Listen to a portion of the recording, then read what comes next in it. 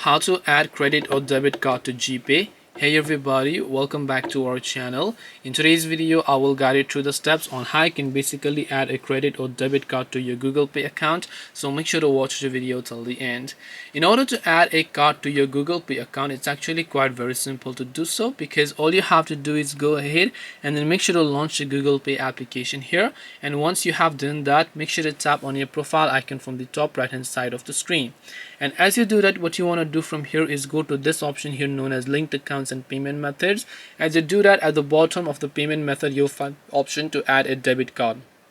So tap on add payment method option here, and as you tap on the add payment method option, you should be able to see a list of other details here where you can simply line up your card within the frame over here and scan it, or you can tap the enter details manually option from the bottom. Make sure to enter your credit or debit card details, card number, the card date, the security code, and the card holder name.